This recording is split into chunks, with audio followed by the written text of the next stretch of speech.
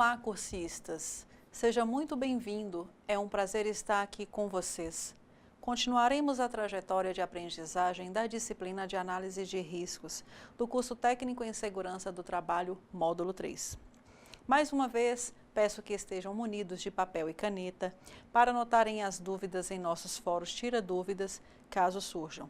Lembrando que cada dúvida ela deve ser postada no fórum pertinente a cada aula. Estamos na nossa quarta e última semana de estudos e finalizaremos nossas teleaulas com os conteúdos sobre falhas e, claro, nossos estudos complementares no ambiente virtual de aprendizado. Na leitura do livro didático serão as aulas 21, 22, 23, 24 e 25, páginas de 119 a 138. Vamos lá! Caminhar nos locais de trabalho ainda é uma excelente estratégia para reconhecer os problemas do chão de uma fábrica. A inspeção planejada ela deve ser seguida para obtermos os resultados esperados. A eficiência e a eficácia da inspeção planejada dependem basicamente de 3 elementos: padrão de referência, a habilidade em detectar os desvios e técnica de observação. Mas entenda antes a diferença de eficácia e eficiência no slide a seguir. Eficiência versus eficácia. Qual que é a diferença para que você entenda aí? Vamos lá. Eficiência, eu tenho a ênfase nos meios e a eficácia, ênfase nos resultados. Na eficiência, nós vamos fazer corretamente as coisas. Na eficácia, fazer as coisas certas. Na eficiência, eu quero resolver o problema. E na eficácia, atingir os objetivos. Na eficiência, salvaguarda os recursos. E na eficácia, otimizar a utilização dos recursos. Na eficiência, eu vou cumprir tarefas e obrigações. E na eficácia, eu quero obter resultado. Na eficiência, eu treino os subordinados. E na eficácia, dar eficácia aos subordinados. Eficiência, manter as máquinas. E na eficácia, máquinas em bom funcionamento. Na eficiência, presença nos templos. Na eficácia, prática dos valores religiosos. Na eficiência, eu vou rezar. E na eficácia, ganhar o céu. E por fim, na eficiência, jogar futebol com arte. Na eficácia, ganhar a partida. Então, você visualiza aí uma grande diferença, né, entre os mesmos tópicos de formas diferentes, eficiência e eficácia. Agora vamos entender sobre os elementos que fortalecem a eficiência e a eficácia. Padrão é um referencial para comparação, certo? Alguns padrões podem ser específicos por meio de grandezas, medidas com precisão. Outros padrões dependem de variáveis não quantificáveis e objetivamente. Como não é possível quantificá-los, pode-se ser utilizar uma escala qualitativa, como bem arrumado, mal arrumado e muito mal arrumado. Entretanto, o que é bem arrumado para uns pode não ser para os outros, não é verdade?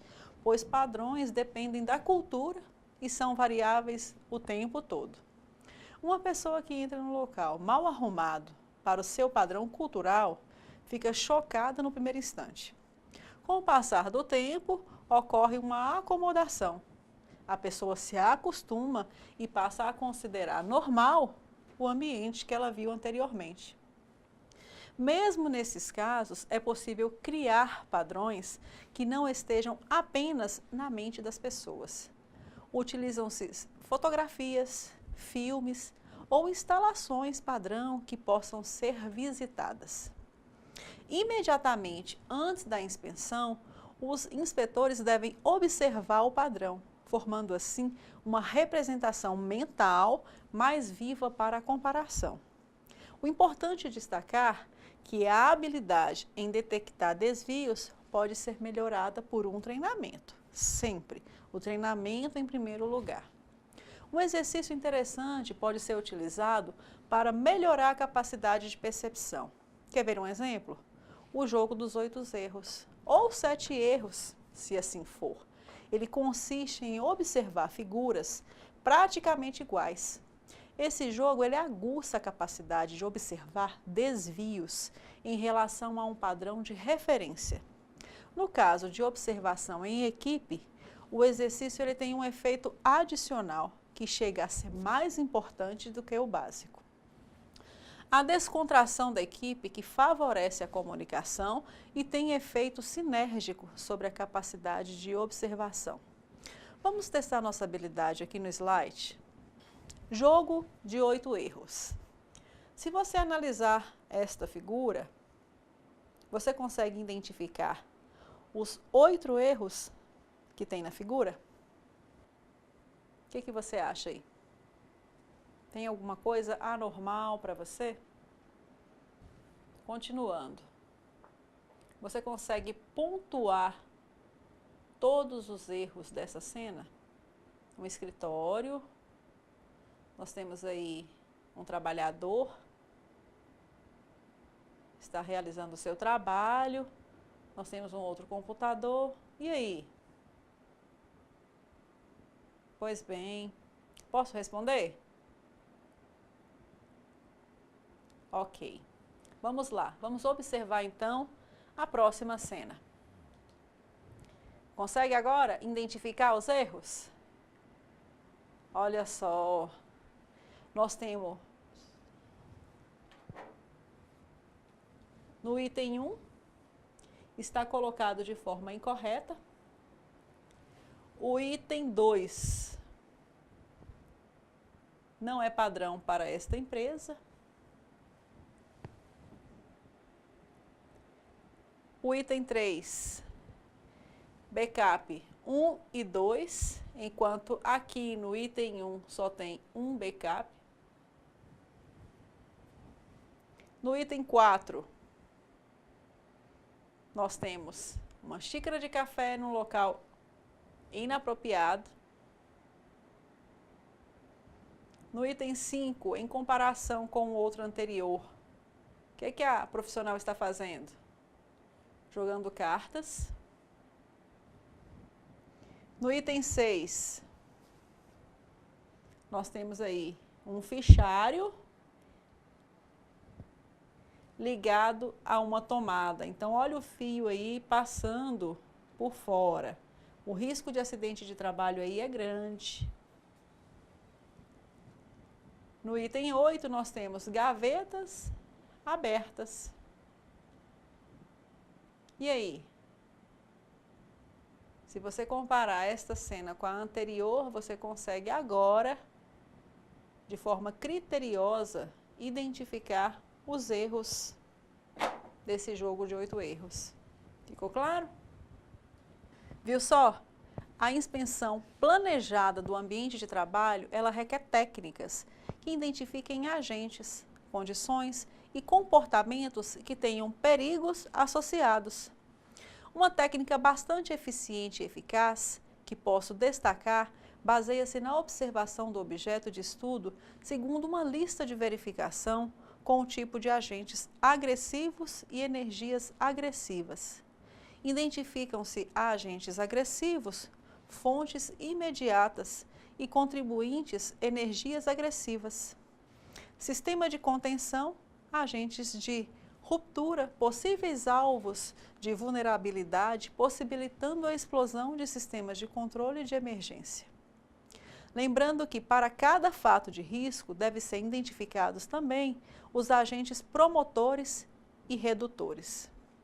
A sinalização, ordem e limpeza atuam como redutores de interações perigosas e de falhas. A inspeção ela pode ser feita por uma única pessoa, mas equipes multidisciplinares, compostas por pessoas de formação, conhecimentos e vivências diferentes, observam o ambiente de trabalho sobre diversos pontos de vista. O grupo ele deve constituir uma organização e não um simples agregado. A interação com as pessoas da área inspecionada ela é fundamental para a eficácia e inspeção, pois grande parte dos perigos que se pretende identificar é do conhecimento do pessoal da área inspecionada. Entretanto, eles podem ter sido relacionados e registrados. Conversando com pessoas e inspetores, identificam esses perigos, ao mesmo tempo em que avaliam o clima de organização, a cultura organizacional e sistema de gestão. A interação é também uma oportunidade para intervir na cultura, no clima e de infundir o sistema de gestão. Veja um outro exemplo do jogo de 7 erros no slide a seguir. Nesse jogo de 7 erros, ou 8 erros, se assim você achar melhor, tem o comportamento preventivo. Olha só, se você analisar as duas cenas, nós temos aí, na cena 1, cadeira baixa. Qual que é o modo corretivo? Uma cadeira adequada. Costas não apoiadas no encosto da cadeira, de forma corretiva, para que não tenha uma doença do trabalho, nós temos que apoiar essas costas na cadeira. Os braços afastados do corpo, cotovelo estendido. Os braços eles têm que ficar juntamente com a plataforma de digitação.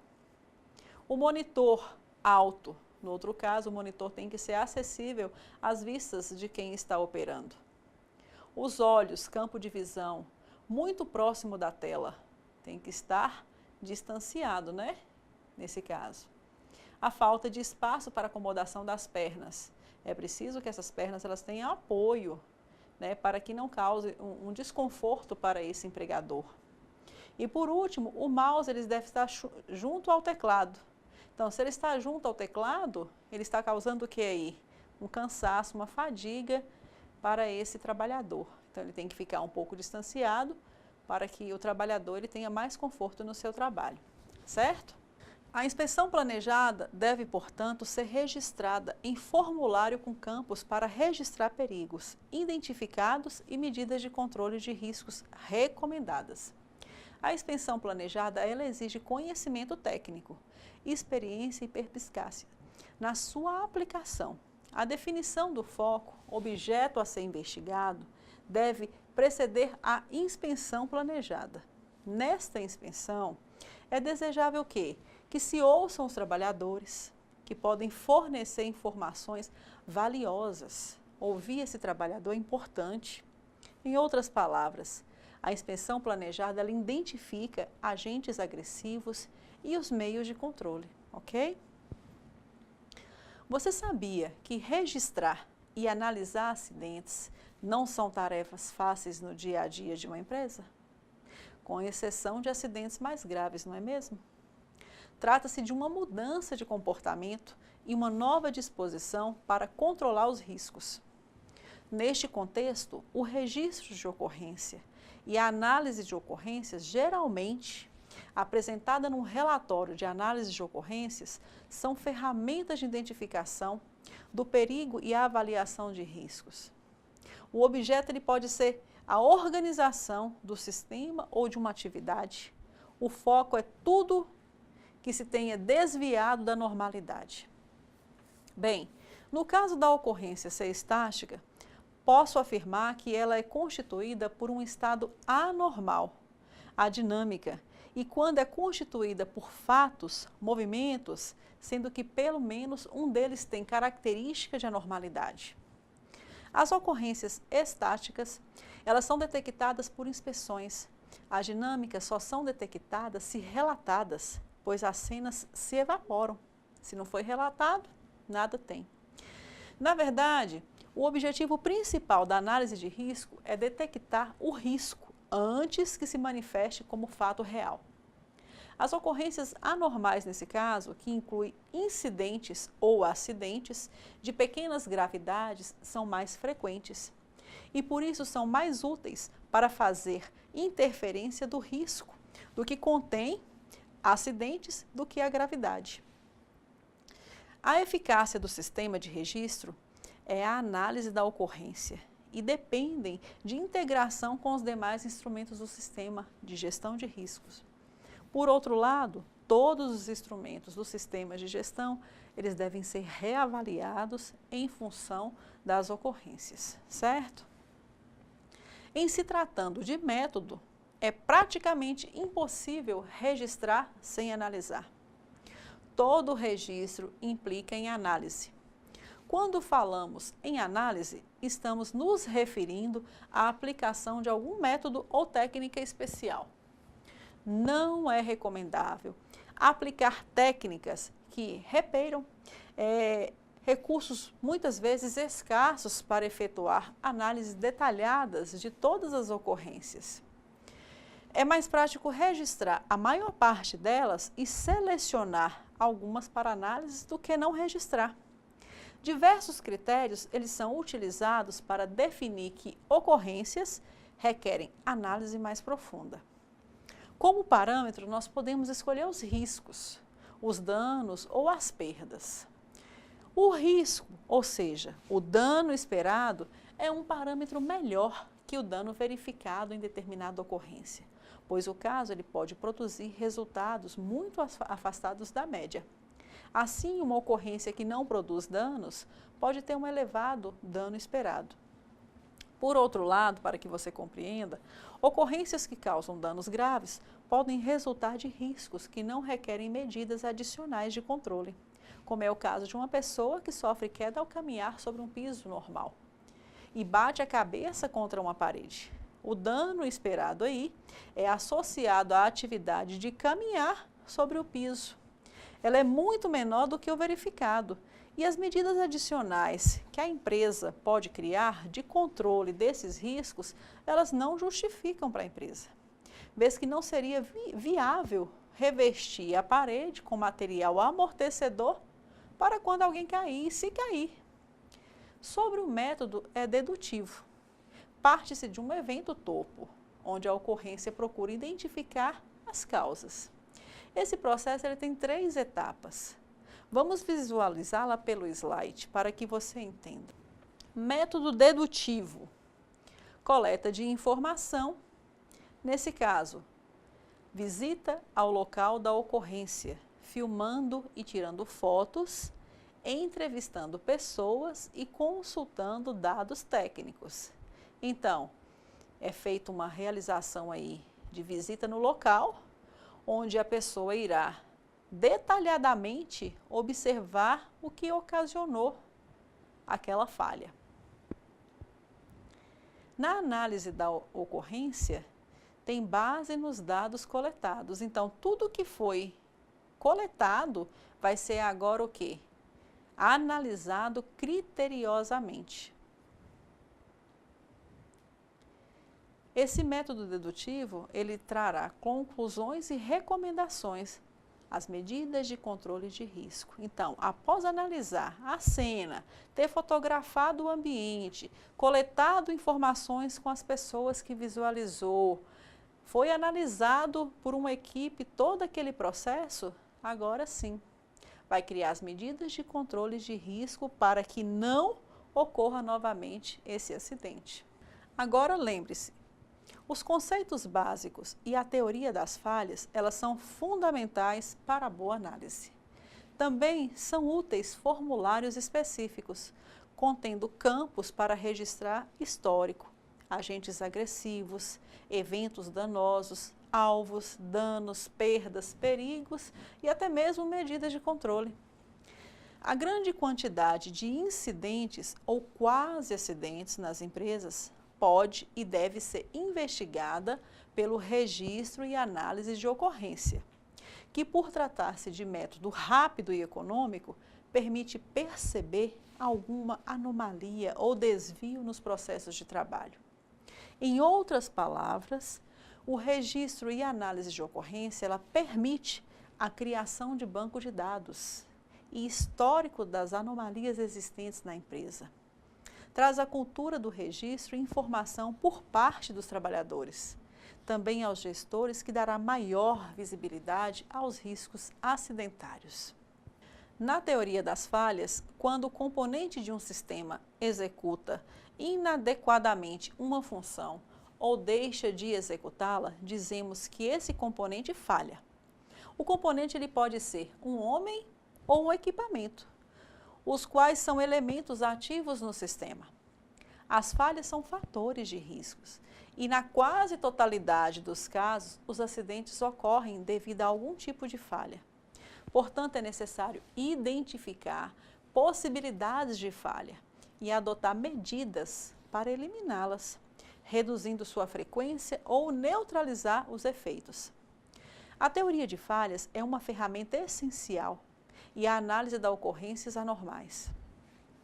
A análise completa ela consiste em identificar o modo e o tipo de falha, os agentes promotores e inibidores, a fase do ciclo de vida do componente ou do sistema em que a falha ocorreu e a fase geradora.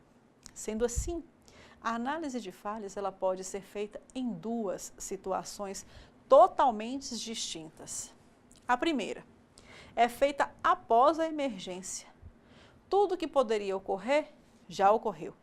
E o analista descreve as falhas, identificando a causa e analisa a eficiência e a eficácia das ações empreendidas na detecção e intervenção. Geralmente, esse analista ele não faz parte do sistema, ele não participou dos eventos, ok? A segunda, ela é feita durante a emergência. Nesse caso, o analista ele faz parte do sistema. É um operador, piloto ou médico. As falhas ainda estão ocorrendo, precisam ser sanadas para que a emergência seja controlada definitivamente. Tem-se apenas sinais e sintomas e a intervenção, ela ocorre de forma que pode ser efetuada se os fatos emergentes forem identificados.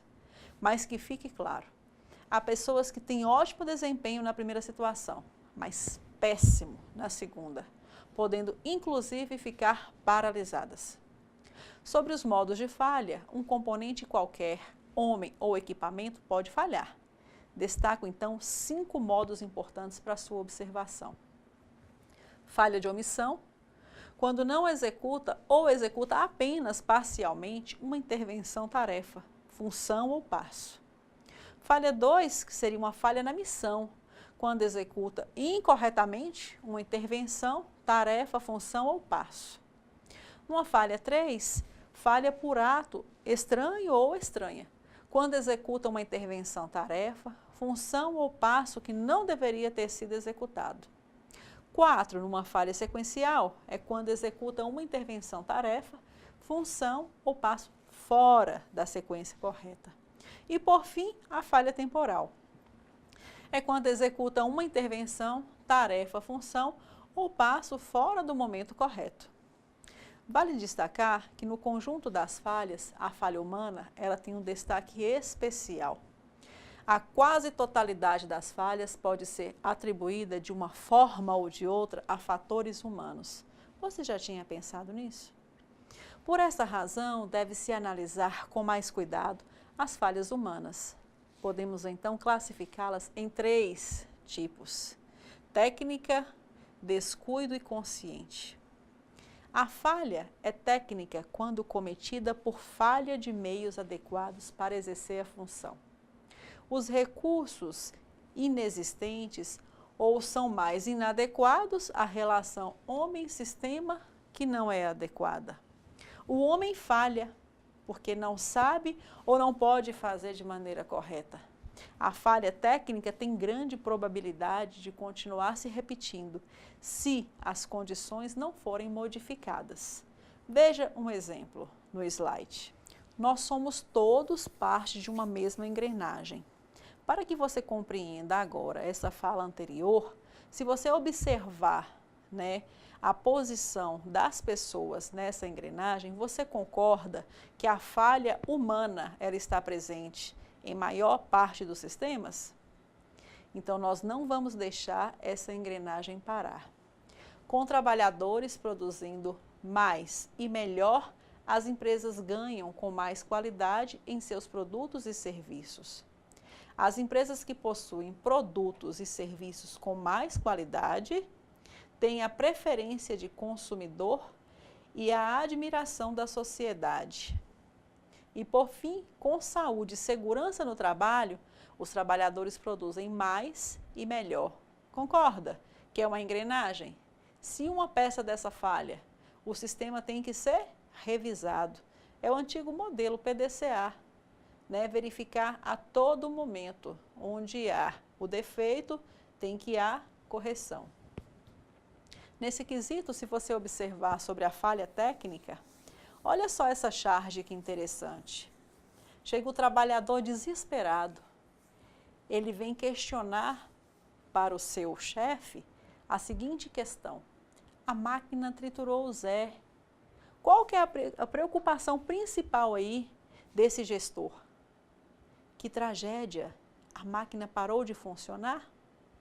Por que ele fez esse questionamento? O que você acha? A preocupação do funcionário era com o empregado que tinha acabado de ser triturado. E a do gestor era o quê? Se a máquina parou de funcionar, automaticamente irei parar de ter lucro. Você concorda? A falha por descuido, por inadvertência ou inconsciente, quando decorre da incapacidade dos mecanismos inconscientes e automáticos em controlar ações do homem.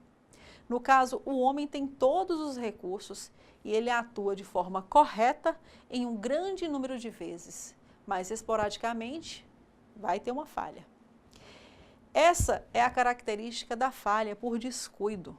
Ela é esporádica, apresenta pequena probabilidade de ocorrência, longe de torná-la menos perigosa.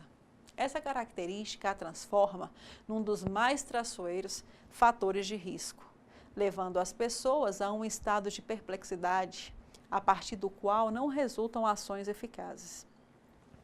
As falhas por descuido, elas então podem levar a encarar o homem como um perigo para o sistema. Pensa? Instalações, processos e até mesmo para os seus semelhantes. Entretanto, o ser humano, no meu ponto de vista e do ponto de vista do autor, é imbatível na eliminação de problemas, planejamento e tomada de decisões. Seu ponto fraco resiste na atuação como componente, respondendo a estímulos específicos de maneira programada e repetitiva. Ele erra mais que as máquinas e a razão resiste em sua própria complexidade. O homem, ele é capaz de executar a mesma tarefa de muitas maneiras diferentes. Entretanto, somente algumas são seguras. Em determinados casos, há apenas uma maneira segura. As máquinas, elas executam tarefas de poucas maneiras e, na maioria das vezes, essa maneira é única. Por isso é fácil ajustá-la para fazer de maneira segura. À medida que as máquinas vão se tornando mais sofisticadas, aproxima-se do homem, tanto na complexidade das decisões, como nas falhas que cometem. É preciso tomar cuidado ao substituir dispositivos eletromecânicos de atuação simples, mais seguras, por dispositivos eletrônicos altamente sofisticados, nem sempre tão seguros. Nos dispositivos simples, as relações de causa e efeito ou estímulo-resposta são quase totalmente determinísticas. Nos complexos, assim como no homem, cresce a participação da relação probabilística e de correlação. As falhas, nesse caso, por descuido, são amplificadas pela desatenção inerente às situações de baixa tensão, bem como pela confusão das situações de alta tensão. Olha o exemplo no slide. Falha por descuido ou consciente. Se você observar essa charge, o que você vê de diferente nesses dois trabalhadores? Nós temos o primeiro. Ele está preocupado com sua segurança, porque ele usa o equipamento de proteção individual, independente do que possa acontecer com ele. Ele está dentro das normas do trabalho. Ele oferece o capacete para o outro trabalhador que não está usando seu equipamento de proteção individual. E qual que é a pergunta desse trabalhador? Capacete para quê? Nunca aconteceu nada comigo. Então, se nunca aconteceu, não vai acontecer. Então, a preocupação desse profissional é em não usar o equipamento de proteção individual. Independente de acontecer ou não, é obrigatoriedade do profissional se adequar às normas da empresa. E uma delas é usar o equipamento de proteção individual. Quando o ser humano atua como componente de um sistema de forma programada e repetitiva, ele apresenta uma probabilidade de falhas, que é o pouco afetada pela educação, pelo treinamento, pela motivação, elogios ou até mesmo por punições. A estratégia para agir efetivamente no sentido de reduzir as falhas por descuido é reconhecer essa característica do ser humano. Não podemos modificar a condição humana, mas podemos modificar projetos e procedimentos, adaptando ao homem, partindo desse princípio. Iremos eliminar as possibilidades de falha, modificando o projeto, condições de trabalho e até mesmo a determinados equipamentos. As falhas por descuido podem ser reduzidas por medidas introduzidas nas fases do projeto, de forma operacional do sistema. Na fase desse projeto, instalando dispositivos ou mecanismos à prova de enganos, pode ser que ocorra na fase operacional critérios de seleção, rotinas de trabalho, nível de tensão, treinamento ou até mesmo boas práticas de trabalho. É necessário incorporar à cultura da empresa a percepção de que falhas existem nas organizações e podem ser detectadas com antecedência. Não se trata de encontrar os culpados pelo incidente ou acidentes, mas de fazer com que o grupo possa atuar corretivamente sobre as falhas, sejam de equipamentos ou de pessoas. Em resumo, não devemos confundir falha humana com ato inseguro, sob pena de simplificar a análise do acidente. Pois bem, dizem que errar é humano, porém certos erros podem custar vidas. Você não concorda? Por isso, para facilitar o serviço ou aumentar a velocidade da produção, muitas regras são quebradas. A começar, iniciarei por uma falha que é consciente quando provocada pela adoção de procedimentos alternativos. Envolve maiores riscos que os procedimentos padrão. Os procedimentos alternativos, eles visam atingir outras metas ou interesses, como custo a curto prazo, produtividade, qualidade, conforto ou até mesmo os status. A pessoa, ela conhece o procedimento seguro, estabelecido como padrão e desvia-se dele por descuido, mas por decisão consciente.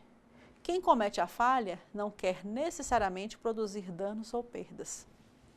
Diante da possibilidade de optar entre dois procedimentos, o indivíduo entra em conflito e a decisão dependerá do balanço das forças que atuam no sentido de padrão ou do alternativo.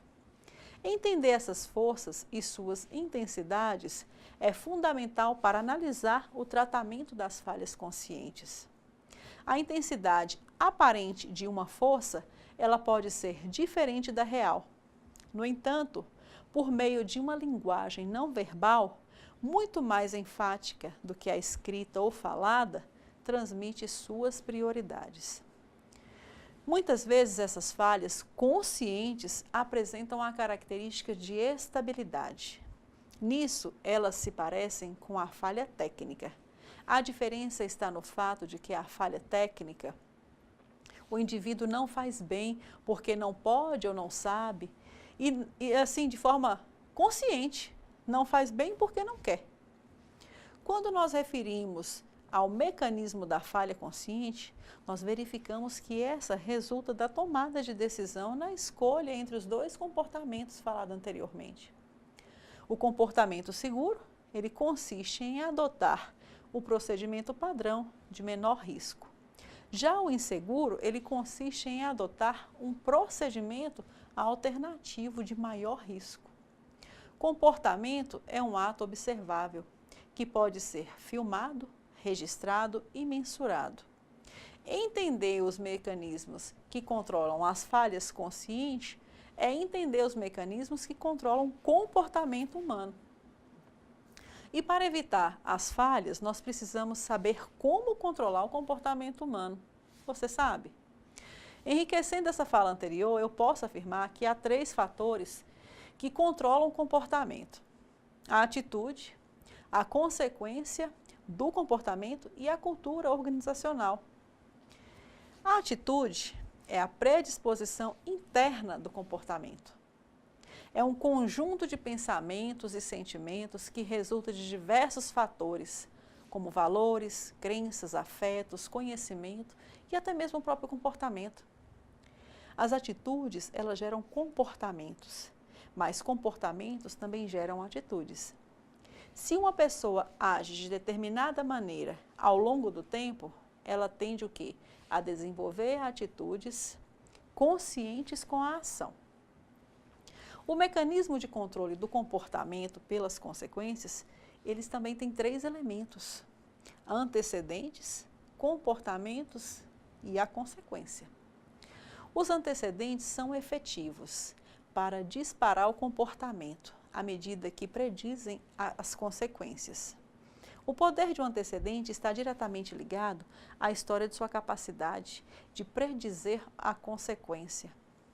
A análise da falha consciente pelo modelo das consequências do comportamento consiste em comparar consequências e antecedentes dos 2 tipos de comportamento em conflito.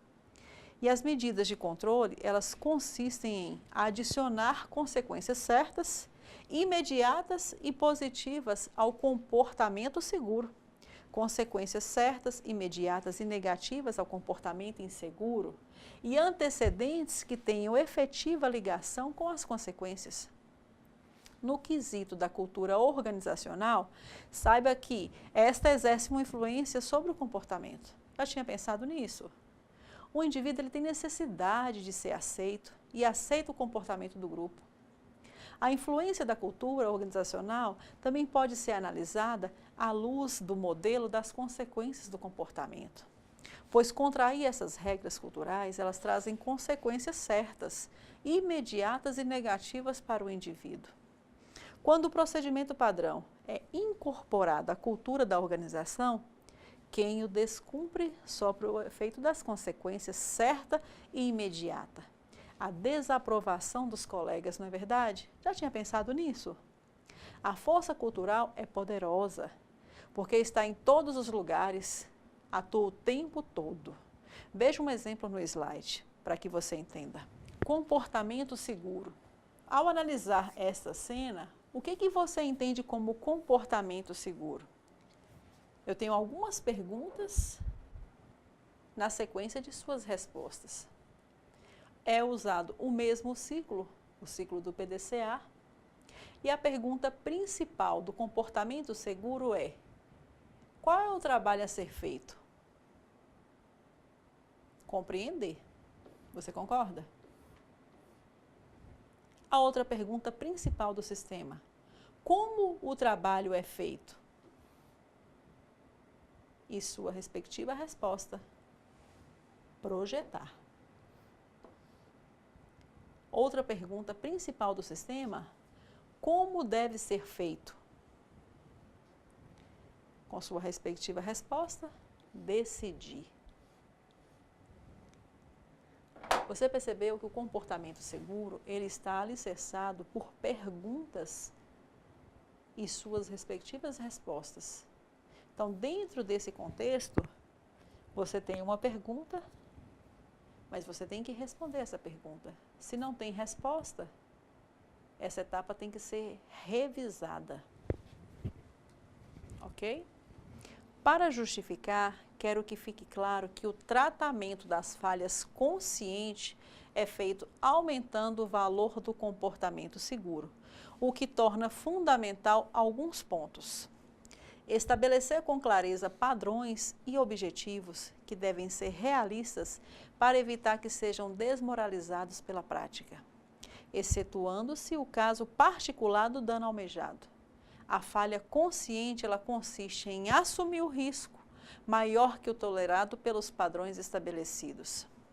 Se o padrão não estiver bem definido, fica difícil caracterizar a falha. Se o padrão mudar, o que não era falha pode passar a ser. Outro ponto, estabelecer com clareza as prioridades, reduzindo o conflito entre os padrões, buscar congruência entre discurso e prática, evitar dizer uma coisa e fazer outra. Outro ponto que deve ser reforçado é estabelecer responsabilidades. Quem é responsável pela tarefa? Se ninguém tende a responder pela execução correta de um procedimento, ele provavelmente vai ser modificado, porque não há resposta. Outro ponto é projetar equipamentos e instalações que vão eliminar as possibilidades de adoção de comportamentos inseguros. E também criar consequências imediatas, certas e positivas para o comportamento seguro. E consequências imediatas, certas e negativas para o comportamento inseguro. Anotou aí, né? A falha humana, ela consiste muitas vezes e acaba sendo adotada pelo trabalhador em razão das metas exacerbadas e até inatingíveis, impostas pela empresa. Já no quesito comportamento seguro, o trabalhador, ele tende a regular sua tarefa de acordo com a sua habilidade e característica pessoal, buscando facilitar a execução dos trabalhos. Por isso que uma das razões acidentárias radicais seja o trabalhador se ver diante do seu trabalho como o executa e como o autoavalia diante das pressões que receberá da hierarquia imediata. Ok. Finalizamos esse assunto. Percebe-se que não há saída sem o comportamento seguro. A grande vítima de um acidente é sempre o trabalhador, a despeito de punições legais que a empresa venha a receber. Por isso, a empresa deve, através de suas práticas, colocar a segurança e saúde no trabalho como um verdadeiro valor da organização. Fica a dica, ok? Pois bem, trataremos agora sobre as falhas de equipamentos, que são cruciais na produção de acidentes. A falha de equipamento guarda analogia com falha humana. Neste contexto, vamos definir tipos de falhas em destaque. Bem, falhas T. A falha T, ela ocorre como qualquer tipo de equipamento.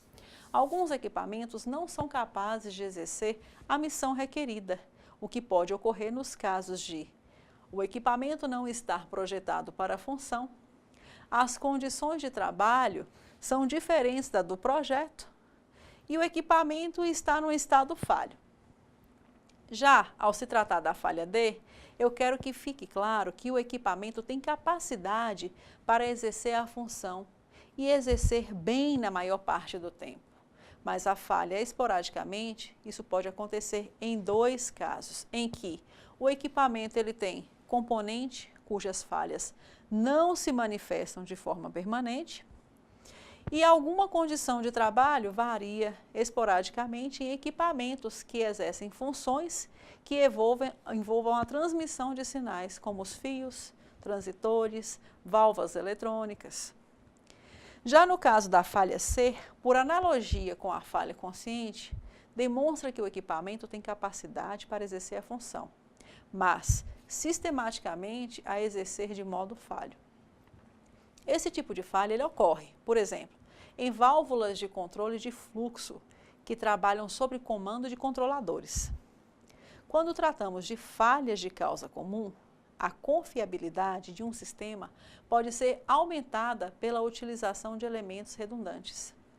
O aumento só não pode ser efetuado indefinidamente, levando à confiabilidade de valores próximos de 100%, devido à falha da causa comum.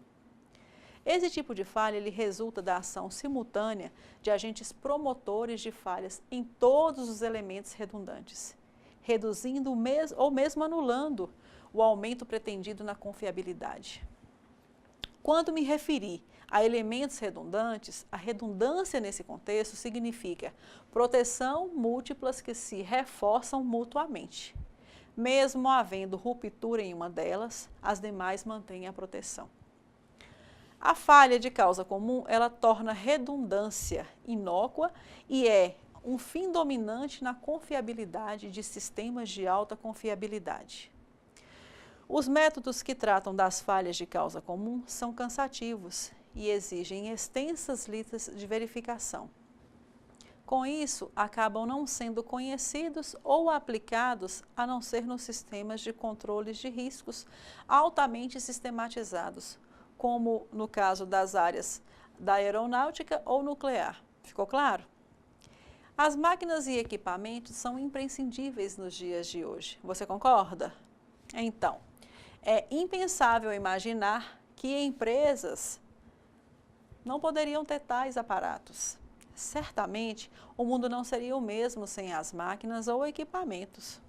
Contudo, assim como nos trazem benefícios, o convívio com essas tecnologias nos expõe a riscos, que nos obriga a conhecer seu funcionamento e eventuais falhas quando as operamos. Como é amplo o conhecimento do técnico em segurança do trabalho, não é mesmo? Quantas informações importantes aprendemos nessa aula, hein? Agora sim, tenho certeza que você já está craque na disciplina de análise de riscos. Verdadeiramente espero ter contribuído de forma positiva para o aumento do seu conhecimento. Assim, frente a todo esse conteúdo que acabamos de estudar, gostaria de saber se você tem alguma dúvida sobre os objetivos dessa unidade de estudo. Caso haja alguma, poste no nosso fórum Tira Dúvidas. Convido você a participar e responder também o nosso fórum e a atividade final dessa disciplina. Ela foi preparada com carinho para você refinar seus conhecimentos. Todas as orientações sobre a atividade você encontra disponível na nossa sala virtual. Mas estou à disposição também, caso precise. Chegamos ao fim da nossa disciplina. Isso mesmo. Finalizamos nosso conteúdo e, na oportunidade, quero agradecer com muito carinho o meu muito obrigado e dizer que foi um prazer estar com vocês nessa disciplina. Sei que aprendemos muito juntos. Abraços!